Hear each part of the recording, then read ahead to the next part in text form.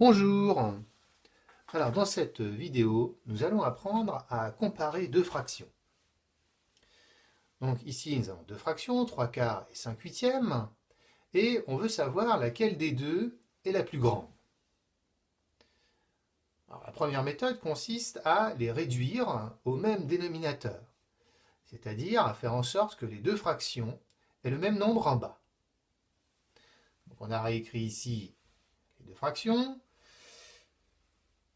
4 est le dénominateur de 3/4, 8 est le dénominateur de 5/8, et très souvent, on garde le plus grand des deux dénominateurs. Donc ici, on va garder le 8, et donc on ne va pas toucher à la fraction 5/8.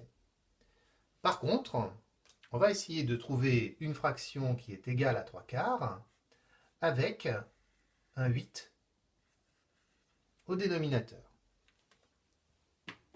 Alors, il faut se rappeler que pour une fraction, on a le droit de multiplier en haut et en bas par un même nombre.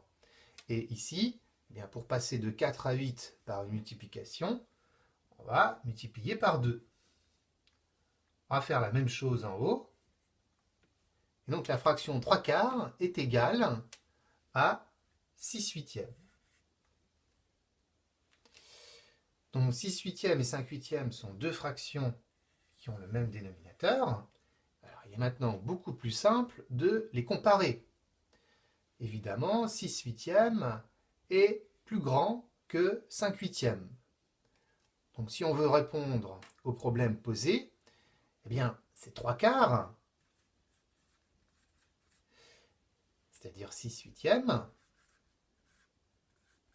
qui est plus grand que 5/8. Voilà pour la première méthode.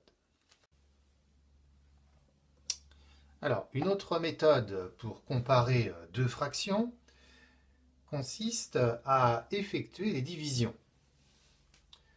Donc, en effet, une fraction est un nombre. Et pour trouver ce nombre, il suffit de diviser le numérateur, le nombre du haut, par le dénominateur, le nombre du bas. Donc, par exemple, si on veut trouver le nombre qui se cache derrière 3/4, on effectue la division 3 divisé par 4.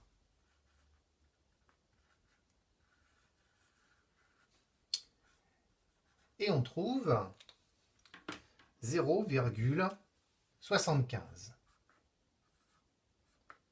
Donc 0,75 est l'écriture décimale de 3/4.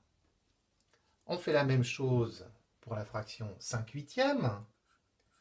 Donc pour trouver le nombre qui se cache derrière cette fraction, c'est 5 divisé par 8. Et on trouve 0,625. Donc il est maintenant assez simple de comparer les deux fractions. On va comparer les deux écritures décimales. Et évidemment, 0,75 ou 0,750 est plus grand que 0,625. On retrouve donc le résultat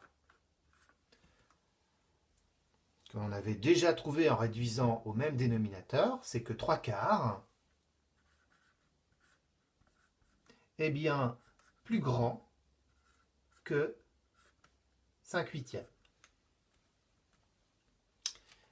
Et voilà,